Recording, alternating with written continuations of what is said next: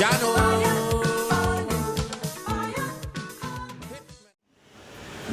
TNTEC and WASA workers, port workers are also targeted by this government, and therefore today we are calling on all port, WASA and TNTEC workers to join the National Unite to Fight campaign to save their jobs.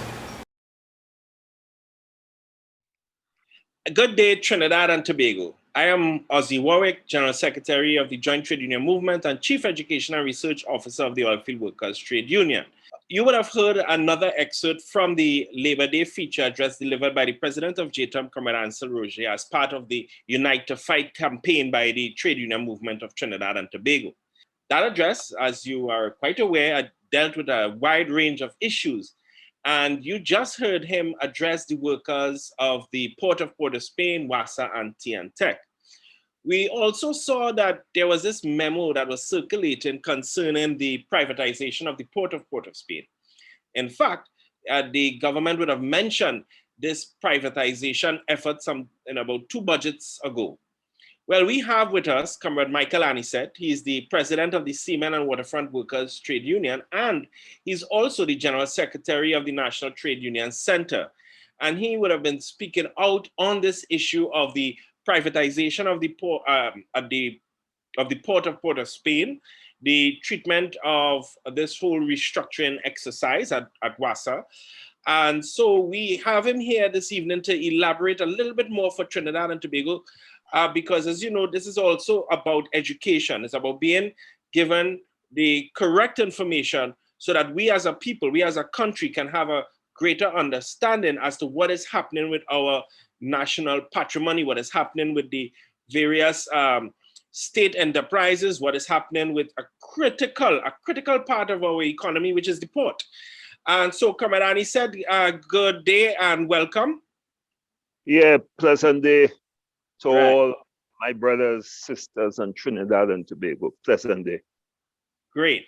And you would have heard the excerpt from Comrade Roger speaking to the port workers, WASA workers, TNTEC workers, but I also recall you yourself in your Labor Day address, you spoke to this whole issue of the privatization of the port, and you would have done several interviews, media interviews, on this issue. And I think there's a lot of, I would say, misinformation being provided by the state as to the justification or the rationale behind the privatization of the Port of Spain. But one of the things I knew that you highlighted is how important your port is. So I would like you to just elaborate for Trinidad and Tobago. Why is this issue of privatization of the Port of Spain a very important issue for each and every one of us as citizens? Okay, let me first say that Comrade Roger was on target in his speech for Labor Day when he highlighted the several state enterprises that has been, the state enterprises that have been selected for the private chopping block. And there is no mistake about it that that is a government policy. It has nothing to do with efficiency or anything like that. It has to do with selling the states, and it has to do with the question of marginalizing trade unions who are representative of workers in those state enterprises. So it is a plan by the government, and it's something that we must lay bare to the general public. All right, so having said that, yes, the first point that I want to make that the question of the port privatization has its existence and genesis and its roots in the context of the government's deliberate efforts, attempts, and behavior in terms of starving the Port of Spain of the required financial well-being that was required for the port to survive and exist. One must understand that we are competing in an international and global environment, and the existence of any port in the world, and all those ports that have been successful, they would have invested money in the infrastructure, in the equipment, and in the IT infrastructure.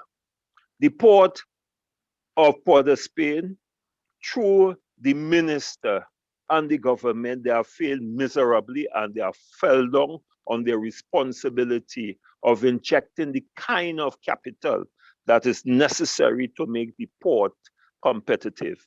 As I speak to you, EEG, 95% of the equipment in the port is beyond its economic life. Do you blame the workers for that? Do you blame the union for that? And there is this narrative that is peddled outside there by the government and their agents that, hey, everything that is wrong is the union, everything that is wrong is the workers, everything that is wrong is that the collective agreement ties the management hands. But the general public must understand that a collective agreement is a legal document. It is a document that is negotiated between the management of the particular state enterprise or government entity and the union. So to convey the impression to the general public that the collective agreement, like they attempted to do at Wassa, like they attempted to do on the port, like they attempted to do with Petrotrin, that is disinformation, that is being dishonest, and that is something that is going to live to haunt the government of Trinidad and Tobago, and by extension, the people, if we do not pay attention to the disinformation and the deliberate attempt of misleading the general public into believing that, hey, we are in a crisis now, we have no money. So there's a need to bring in private sector partners to solve our problem. I mean, I think you raise a very interesting point around starving the port of resources, because, you know, it's very easy for any government to take a policy of, holding their hands on providing the necessary investment into these public infrastructures in order for you to bring about efficiencies. So can you, just elaborate that point a little bit more? Because I don't want that point to be missed, because it's a deliberate act. In effect, it is the government sabotaging public ownership of critical aspects of the society, in this case, the port of Port-of-Spain. You are so correct. For the information of the public, the last time that the government invested in the port was 2007. Let me repeat it. The last time that the government allowed the management and the board to invest into the port was in 2007. And that investment at that point in time was just scratching the surface in the context of the required needs of the port at that point in time. So let us fast track to 2021. In 2021, we are asked to compete with international ports, the Jamaicans, Singapore, all the best ports, because the government said that we must do a comparative analysis with the 10 best ports. But the 10 best ports have all the financial needs that is required. The 10 best ports are handling as much as, in some instances, in Jamaica, 3.2 million TUs, which is 24 equivalent containers. They have grown their port to that.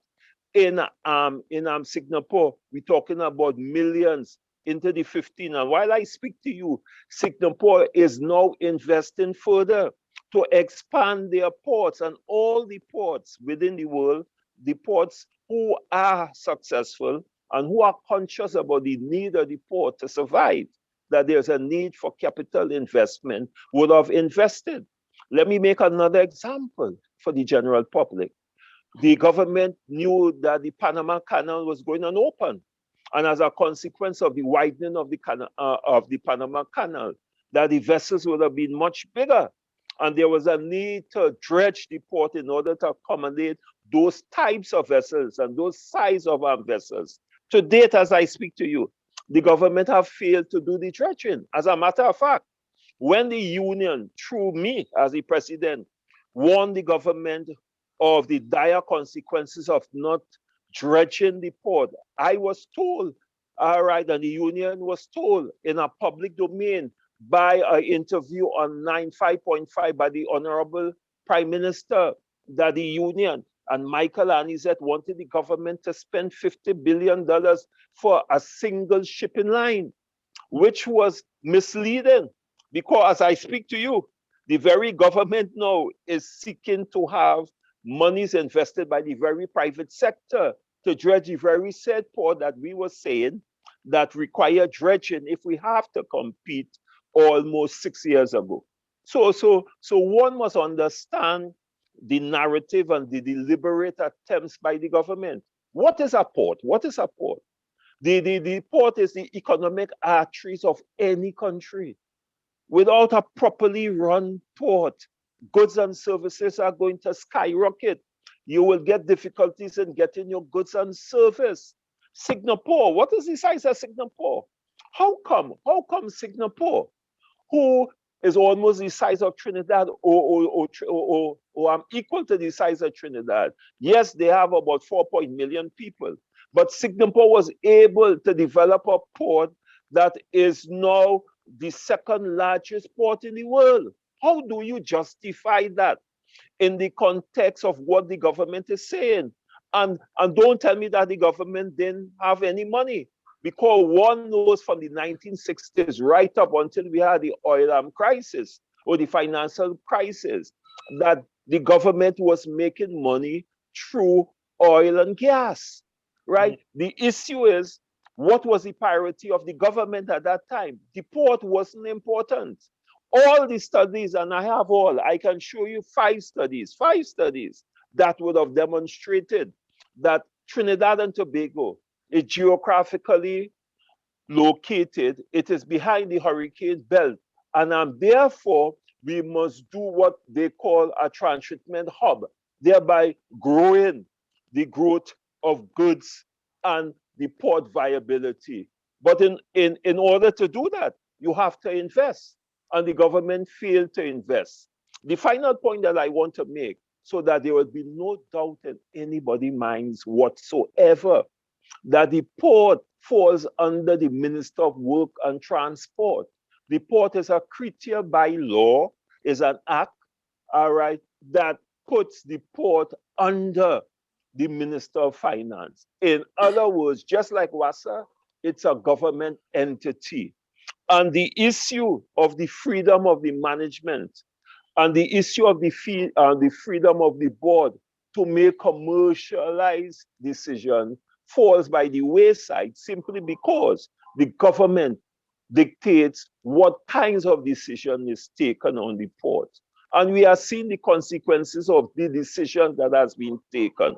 And I am saying from where I sit that to give up the port in the context of privatization, for some private person to come and run the port, whose interests will only be the profit margin and the return on his investment, where does that put Trinidad and Tobago in the context of the fact that we import almost 95% of the product that goes into what we produce in Trinidad and Tobago? That is a reality. And if those prices goes up, we know what are the implications for the consumers. And who are the consumers? The consumers are me and you, the ordinary frontline workers, the workers who work in the pharmacy and in the gas station. Those are the workers who are going to suffer. And that is a reality. So the question is why it is that the 10 most successful ports in the world are all owned by the government. Let me repeat it. The 10 most successful ports in the world, they are run by the port authority of the particular government. 7 in China and 3 outside of China. They are all successful. They have all grown. They have all invested into their ports using modern technology. Why it is in the 21st century that we haven't seen that same willingness on the part of the government to make the port competitive, efficient, and effective. They wait until the port is run down totally to say we don't have any money, all right? And then we have to go to the private sector. But the efficiency of the port, the productivity of the port didn't start yesterday. It didn't start 2 years ago. It did not start 4 years ago. It did not start 10 years ago. It did not start 15 years ago. It went further back. So the point that I'm making, had the government beat the iron while it was hot and do the kind of investments that was necessary, the port of Port of Spain would have been efficient, competitive, productive, and more importantly, the port of Port of Spain would have been bringing hard-earned foreign revenues for Trinidad and Tobago. You know, Comrade, and he said you raised something there that I don't think people quite grasp just yet, that privatizing the port will result in increase in the cost of goods and services, based on what you're saying. Yeah. So therefore, people are facing an increase in the cost of food. People are facing increase in their rents and mortgages. People are going to be facing, according to the government's policy, an increase in electricity rates, increase in water rates, which has started already. There's going to be an increase in fuel costs, and then there's going to be added property tax on top of all of that. And what you are saying here for Trinidad and Tobago to understand and appreciate that if they proceed with privatizing the port, that is going to be an additional increase in the cost of goods and services. Is that what you say? Yes, that is what I'm saying. And I mean, it is basic economics. Eh? Let us begin to understand what we are saying. To invest in the port in the 21st century, to invest in the port when we are investing will require a huge amount of investment. You cannot change the configuration of the port within a year or within 2 years. It's going to take some time. So the question is, the government, with all the experts that they have to advise them, wasn't aware of that. What is the need for the government to go to a private sector? Let me give you an example. In terms of the port lands and the port assets alone, the port can go out to the bank and raise their own finances in order to repay because the port is successful. And let me make another point for the general public, that the port does not go to the government to pay their wages. The port has never gone, yes, if there's back pay, but when it comes to wages, the port generates sufficient revenue, right? Given the volume of containers, the nature of the port, to be able to carry the salaries of their employees on a monthly, weekly, and fortnightly basis. That is a fact that this government don't ever mention. You understand? So then one must understand the kind of nuances and the kind of supple and destabilization that is happening as I speak to you. And we are seeing it because another point that I wish to make is the public aware that this union sat down with the government in 2015 and negotiated an agreement with the Port Authority management and the board for a 12% wage increase and for the implementation of international best practices, one, and for the payment of workers who would have had 2, 3, 5 years to go, to pay them the full benefits and the full rights with a golden handshake. Had this government, when they took over, implemented that negotiated agreement between the union and the board and management of the Port Authority, the port would have been laughing to the bank as I speak to you. That is a reality.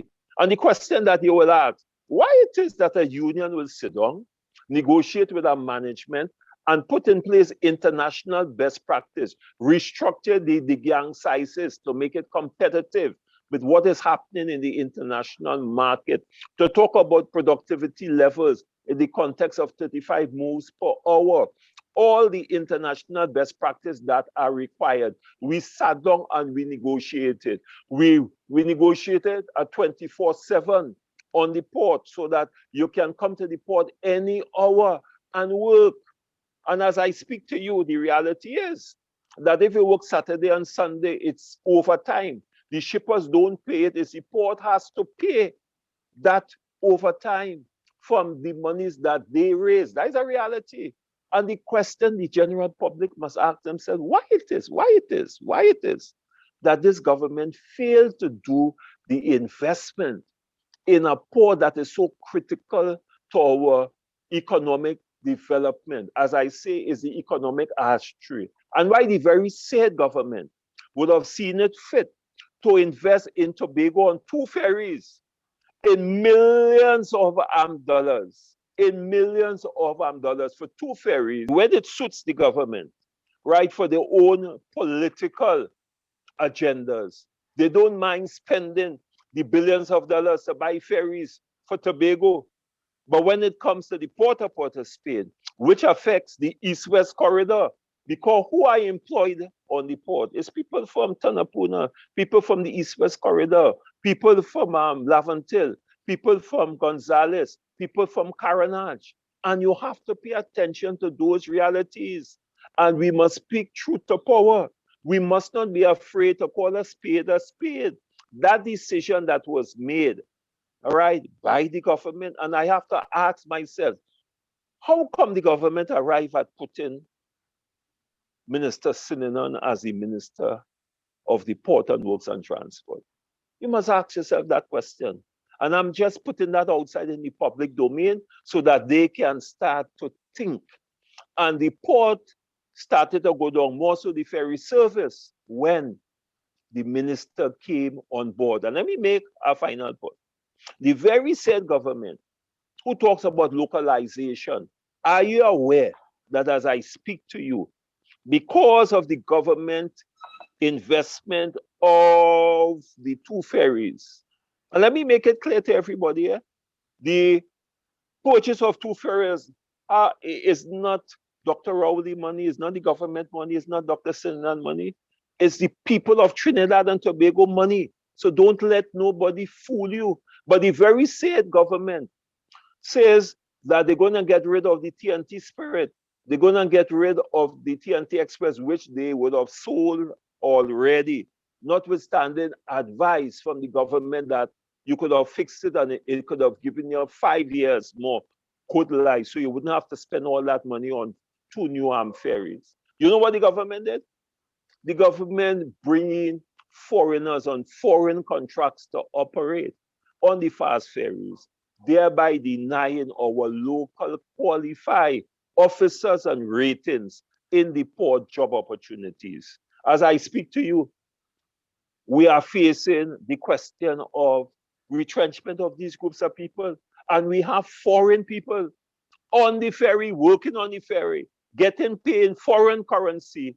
And NITCO, they have failed to engage the Port Authority in engaging our qualified officers. The very said government took the running of the ferries and the procurement away from the Port Authority and put it in the hands of NITCO, thereby trying again to marginalize the union. And I will always call it a classical way of union busting.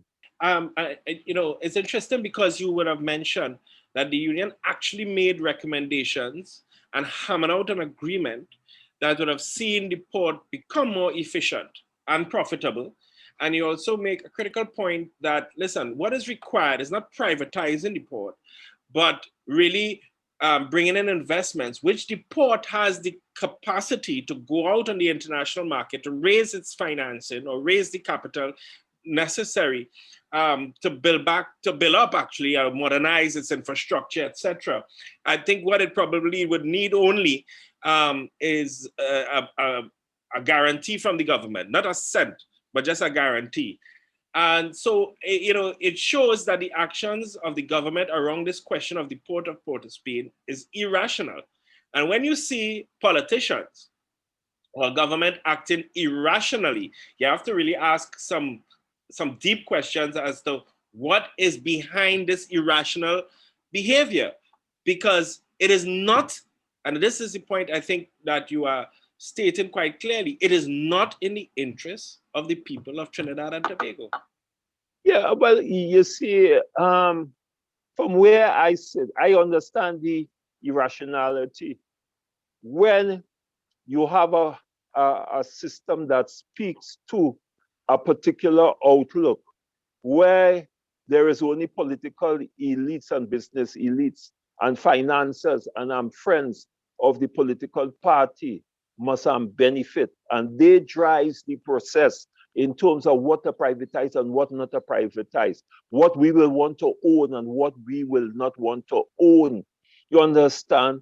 It is not an issue of the government not knowing what they're doing, and I don't want the public to understand that it is a deliberate, concerted attempt and plan that has been hatched out for Trinidad and Tobago. Let us not fool ourselves about this. And if we look the history, and let me make a point that people do not pay attention to. When this present government came into power, they refused to put any trade unions on any boards other than those boards where there was legislation. Aren't you not going to ask yourself why? Because the union on boards has always been the voice of caution and wisdom and the voice of, hey, watch what you all doing. But they didn't want that. Why it is that if we love labor, right, and the people, when you want them to vote, you go to them. Why it is that you marginalize their representative and the people's representative and the workers' representative from not having a say on the board in the context of what decisions are being taken, be it WASA, be it National Flour Mill, be it Petrotrin, be it TSTT, be it the transport workers, whatever it is. Why have you taken away that voice of reason from the board? Why? I want the people for that to stick in their minds. All the other governments, regardless of what you say, Patrick Manning, okay, even N.R. Robinson, even Basto Pante, even Kamala Bissessa, all of those government chambers, Eric Williams, follow the principle that, A, we must have that tripartite approach, and labor is an important stakeholder in what we do in our society and our country. And therefore, we must embrace them in the context of social dialogue and the extension of putting them on boards. This government has put that to an end with one swell soup, and no one has raised their voice in defense of the workers other than the trade union movement. Those are the questions that we have to ask. Those are the issues that we have to put in the public domain. And those are the issues that we have to hold the government accountable to. As we bring this, interview to a close, I was thinking about what you were saying just a while ago. Do you get the impression that this government is, in fact, deliberately dismantling whatever infrastructure would have been put in place by the late Eric Williams, which infrastructure would have been to suggest that the people must have at least a say and must own the key aspects of your economy, whether it be the port, whether it be water, electricity, whether it be oil and gas, for example. Do you get the impression that there seems to be a campaign, an aggressive one and a deliberate one, because I think you clarified that it's deliberate, to really dismantle that completely so that all of that, what we'll call social assets, things that belong to the people, will now be in the hands of a few? But that's a political philosophy. It's a philosophy that speaks to that market forces, right, is going to dictate what happens, and the market forces is going to drive. But let me make this point for the general public. When we had the crisis in 2008, 2009, the financial crisis, all right, one must remember it was the government who had to intervene. All the big companies who were making all the billions went belly up and they went crawling into the government. When we had the crisis, presently now the pandemic crisis, who had to come to the table and bail out the several countries? be it in United States, South Africa, Barbados, Trinidad and Tobago, Grenada. Where was the private sector in all of this? Is the government had to spend all the money. So then the point that I'm making is that when there's a crisis, is we have to pay. Because when the government gives that money out, it's not the government money, it's the people of Trinidad and Tobago money that is being spent in order to lift the business community out of the woods, the economic woods. That is a reality. And no one can deny it. And all I'm simply saying, the time has come for us as the trade union movement, and that is why I support the vision of all the leaders of the Federation coming together, united to fight for what is right, to fight for justice, to fight for workers and the disadvantaged and the poor and the voiceless, to have a say in what happens in Trinidad and Tobago. Let me ask a question. Had the government, like it is done in Switzerland, went out before the elections and put out in the election manifesto that they was going and privatize A, B, C, and D companies, will that government close be in power today? Close them down. Yeah, close them down. Will that government have been in power today? You understand? So it speaks to the question of democracy. It speaks to the question of deceit. It speaks to a major plan showing, talking left, but walking right. That is how I just call it. You understand what I'm saying?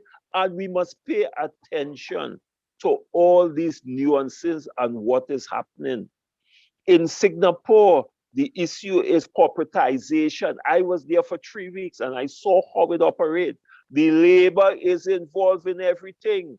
You cannot send a worker home in Singapore unless the labor, government, and management meets and sit and look at the whole economy to determine if there's a need to shut down or to send home workers. But more importantly, they also discuss how do we redirect these workers as productive entities and productive people within our society.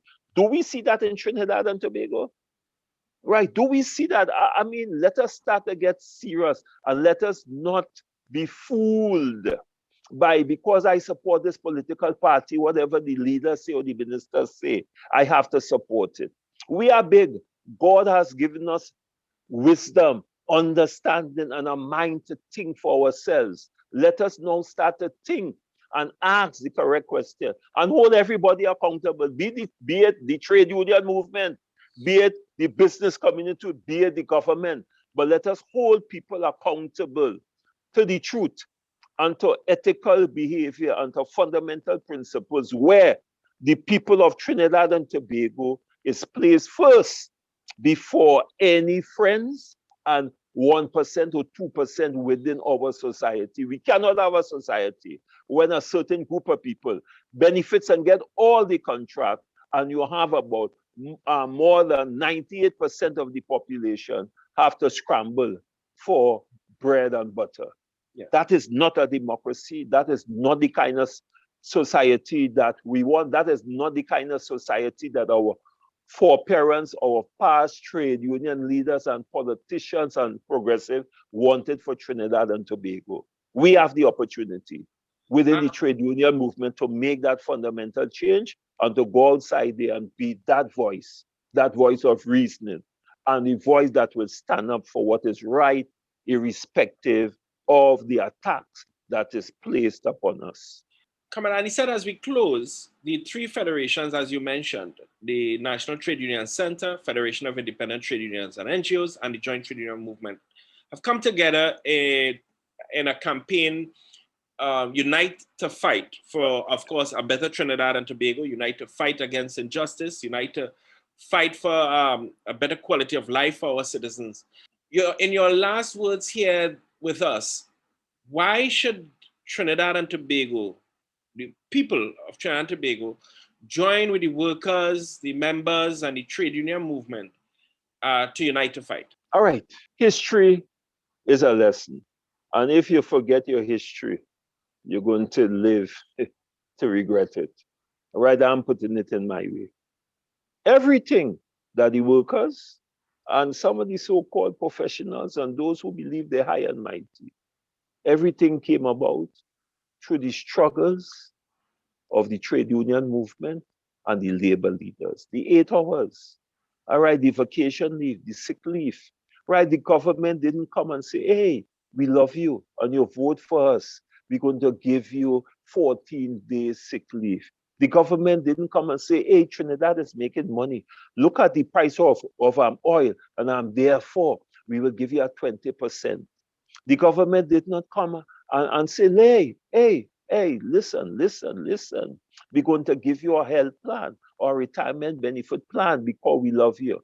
All that came about because of the struggles of our leaders and because of the struggle that we are now going through to maintain those very fundamental rights, and I call it fundamental rights, that we in the trade union movement in the 21st century have to sit down and fight for, and to be laser focused to ensure that those KFC and all the Marios and these other companies do not use the pandemic, right, to marginalize and make workers less than human beings. And that is why we have to unite to fight. That is why the collective wisdom and the strength in unity of the working class must be fundamental. It must be frontal. If not the labor movement, who in the PNM, who in the UNC, who in any other political party is going to speak for you? Speak for you in terms of honesty, in terms of truth. Who is going to say, listen, the workers must own a commanding height of this country, and therefore we demand that you don't sell it to your friends, if not the trade union movement. So they united to fight. It's just a restructuring of a struggle that we had in the 1990s, the 1939, that is now existing in the 21st century, but in a different format and a different structure.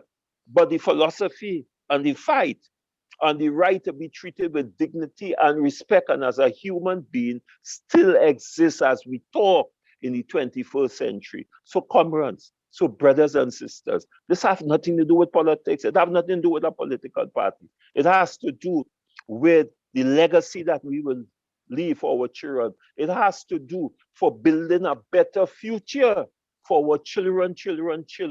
And that is what Unite to Fight within the trade union movement and the federation means to Trinidad and Tobago. And if we ignore that at the peril of Trinidad and Tobago.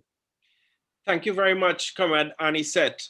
I think a very fitting way to end, which is to remind all that we are all uniting to fight to be treated with dignity and respect. We are uniting to fight to save Trinidad and Tobago.